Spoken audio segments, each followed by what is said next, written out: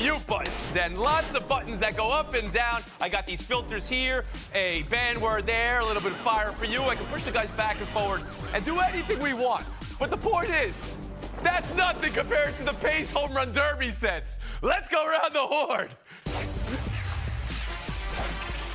Hard to keep up. Let's all give a good thought. They picked up the speed of this thing. It is frenetic now, isn't it?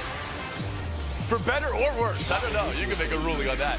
Home Run Derby lunacy. 41 home runs in round one for Julio Rodriguez in front of the home fans. Unbelievable laser show. Pete Alonso mashed some really tough pitches and lost by 20. But of course, Rodriguez, after 4,000 swings in 3 minutes, a little tired by round two, and he went out. Adley Rutschman, by the way, both sides of the plate, the switch hitter hit home runs from. Arozarena, some missiles, but in the end, Vladimir Guerrero Jr., just like his old man, 16 years earlier, home run derby champion. Bill, I know you love this. You were watching, you were rooting, and predicting Mookie Betts. Guerrero's the champ, but who won the derby? Poor Mookie said he just didn't know what to do. He didn't know how to swing for a home run. He was lost. And exhausted. Adley Rutschman stole the show in the home run derby. In the 38-year history of the derby, nobody's ever before swung from both sides of the plate. 21 home runs left-handed, 7 home runs right-handed. He was awesome. His dad was pitching to him. It's a ballpark he went to as a kid because he grew up in Oregon. It was a perfect storybook tale. He should have won. I wish he'd have won. I was cheering for him. Gordy Cronin, who won the derby? What Julio Rodriguez did last year at Dodger Stadium in the first round was record-breaking, and then to do it in front of his home fans in the first round, 41 home runs. Like, try to think about that number. 10 in under 1 minute, 20 in under 2 minutes. Pete Alonso at the end of it, even though he lost by 20, had to go up to him and say, wow. And that's exactly what I'm saying. 61 in total. He only hit 20, and I use my air quotes there, only hit 20 because he was so gassed in the second round. But the coolest part of this, he teamed up with Alaska Airlines, and their promotion from this, they're giving out 61 free flights in honor of his 61 home runs. I want to sign up for that. A lot of miles in his home Alaska runs. Airlines. I think if you were measuring, it was over 3 miles of home runs. David Dennis Jr., who won the derby? Pardon me for going with the guy who won the Derby, Vladimir Guerrero, 16 years after his dad did. Incredible moment there for them to share. And he beat the juggernaut Mookie Betts in the first round, who Bill guaranteed was going to win the home run derby a few days ago. So for him to come back and win, that one is amazing. But beyond that, the guy who I was most impressed with was replacement pitcher Aaron Myers, who was throwing Alonso heaters. He was throwing sliders. Like, was he trying to get on a roster or something? He was giving some nasty stuff. You don't want your home run derby pitcher to have an incredible spin rate, but incredible spin rate from Alonso's pitcher. And it was Real Gutierrez. Once again, to me, the Derby won the Derby. Fast baseball, baby. It is here to stay, and the Derby has been doing this for a while. Ever since they went to the rule where you don't have to wait for the ball to land, it felt initially like sensory overload, but now that's what everybody wants, sensory overload. You want 5 screens at a time. It used to be where Chris Berman could fit in a back every once in a while, and now you just gotta, maybe try to keep up. So it works for you. Then when you have all that excitement, all the players, there's so many different storylines. You don't need one superhero to carry the Derby. You have so many here. And Rodriguez, there have been 8 rounds of 30 or more home runs. He has 3 of them, and he's 22 years old. So he's crazy impressive. But as David said, the winner was the winner. I mean, the father-son combo of Vlad Jr. and Vlad Sr. having won it after Vlad Jr. not winning it the other in 2019. It was a great home run derby. I know we're having fun with it and who won, even though we had a winner. But really, the pace of it, did you find it at all made it more difficult to watch, to enjoy, or to track the baseballs, Bill? No, it was tremendous. Okay. I love the pace, but am I really going to get 0 points for Mookie Betts hitting 11 home runs? Come on. He did his best. I love you, Bill. I love that did we his picked best. who would win the home run derby, and we're holding you accountable. Courtney, is it all right? Is the pace all right?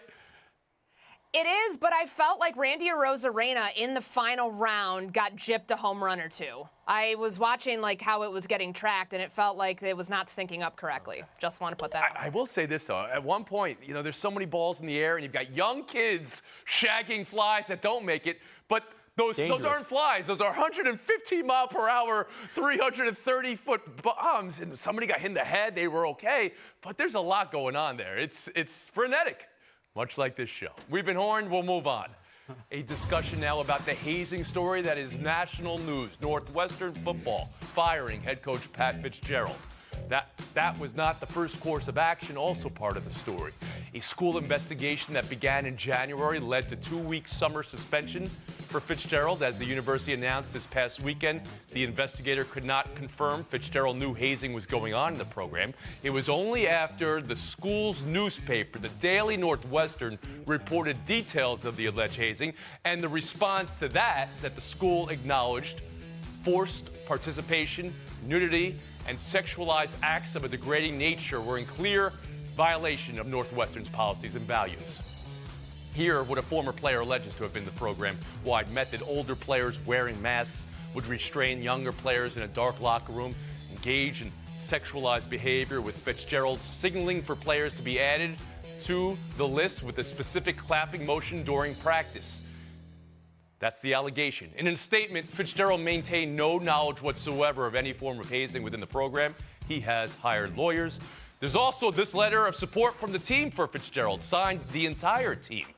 There is a lot here, and these things often have an energy of their own, as you saw with the reporting over the last week. Courtney, what does Northwestern and college football have here today? An institutional failure of the nth degree on the university and on the football team itself. Tony, when Michael Schill initially suspended Pat Fitzgerald for 2 weeks, this was a Friday news dump. They hoped they could sweep this under the rug, that he would come back in time for their season to get started, and it wouldn't be a story. Michael Schill only did the right thing when he felt public pressure to do so, and that was after the story came out from the Daily Northwestern with all of the details about what was allegedly happening inside of the locker room. The issue I have here is that, as we know from the independent investigation, Pat Fitzgerald allegedly had no direct knowledge of what was going on with his team in regards to hazing, but the report said that he had opportunity to find out. If you are the leader of a football team, the leader of young men trying to turn them into functional members of society, it is on you to figure out how to find out that information. They had 24 staffers, assistant coaches, support staff members. That doesn't even include the GAs, the equipment people that could have told Pat Fitzgerald about this. He could have empowered them as a leader to let them know, it's okay, you can tell me what's going on in this locker room if I can't have my eyes on everything. He didn't do that. As President Truman said, the buck stops here, and it stops with the person who's the head of the football program. David Dennis Jr.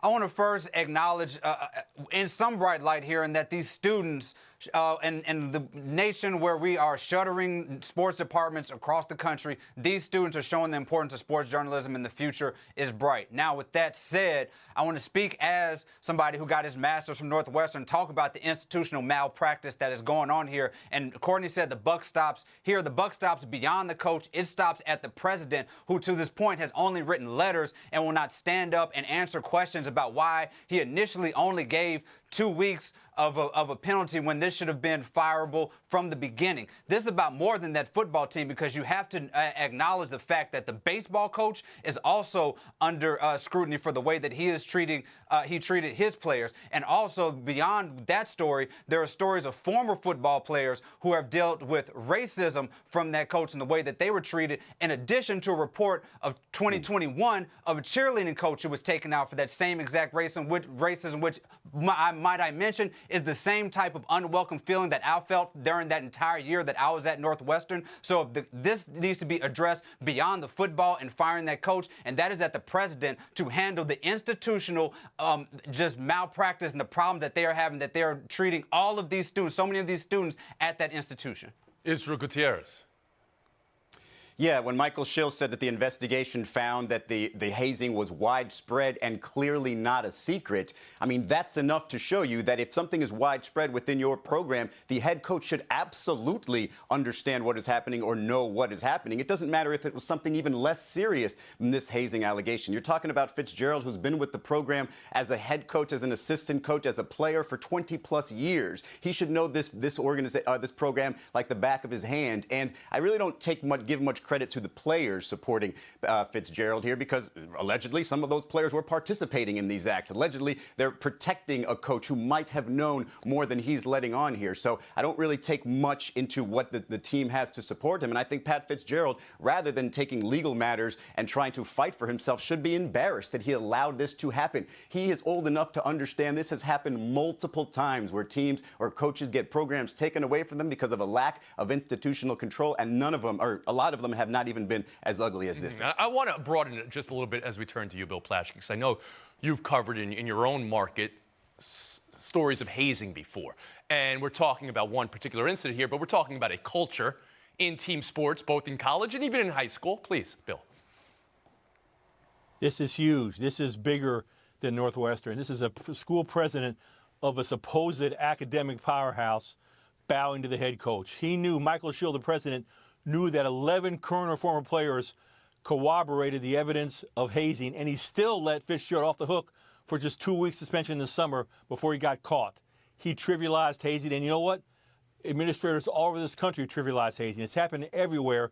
And think about it, if a place like, again, a supposed academic powerhouse like Northwestern, if it can happen there, where else is it happening? Where administrators are thinking, well, this is just boys will be boys, or athletes will be athletes, or kids will be kids.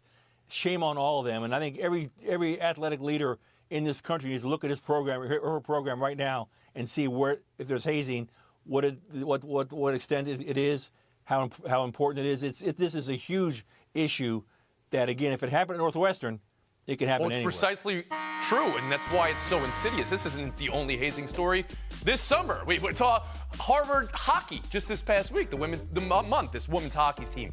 And that's what, it's not just as easy as firing a coach while there's legal surely about to happen. It's about ridding a culture. Courtney, I'll give you the last word.